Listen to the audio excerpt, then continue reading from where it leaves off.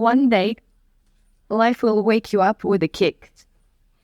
And you will remember that as a child, you dreamt of becoming an astronaut, but ended up being a raccoon, eating garbage, with dark circles under your eyes, pathetic and chubby.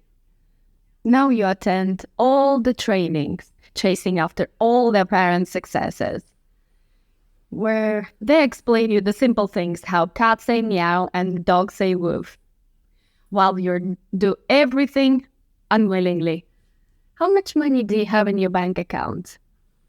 How much freedom do you have with your choices? Are you satisfied with your relationship, or do you already have a cat? Do you like how you look, or do you play body positivity game? These are the questions to which you only have philosophical answers and contemplations, because if you start a new life on Monday without bad habits, you will end up on Tuesday in the same place where you began.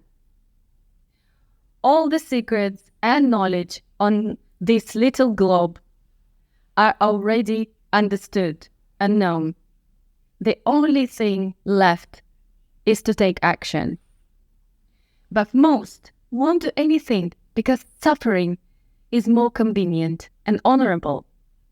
When you suffer and complain, you feel like a special and unique snowflake.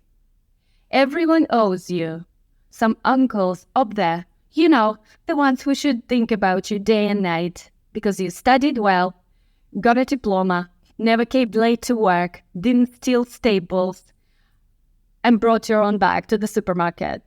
Somewhere in the documents, it's written that everyone owes you. And you believed and started waiting. That's how we were taught. Not to be strong, not to achieve, but to receive, earn, deserve, and wait. Demand, and then wait again. The illusion of power is the best muzzle. Not to create, but to consume. Not to take responsibility, but to explain your shitty actions with some psychological trauma from your childhood. Because the idea of shifting the responsibility from your life onto external events and people you can't control is the sweetest and the most contagious. As you don't have to do anything. You look at bright pictures on Instagram where conscious people live their perfect lives, not having enough time to spend their millions and cry on camera for the sake of likes, views, and engagement. What do you feel in the process? Anger, resentment, envy, emotions that turn into apathy and helplessness. As if you joined a squad of emotional donors, and for each picture, you give away a piece of your own happiness. But you continue to scroll the screen for years, watching someone else's lives and looking for laughs on YouTube. We prefer to fight windmills rather than take control of our personal lives. With years passing, we stop giving a shit.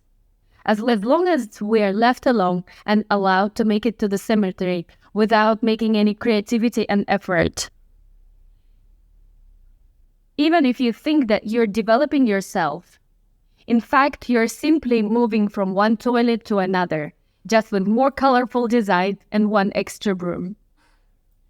We're all truly unique, and each of us can create our own beautiful life.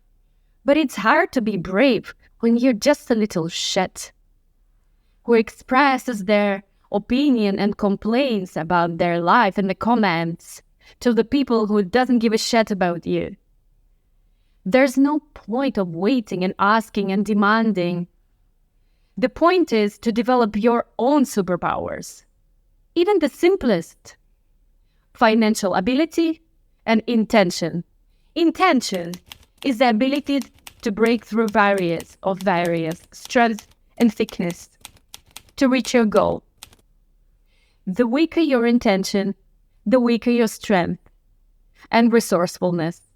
Because truly valuable results and interesting life require worthy challenges and resistance.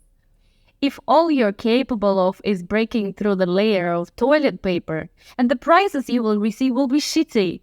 But if you don't give a damn about breaking Great Wall of China, and your life will be harder, but more interesting and unique.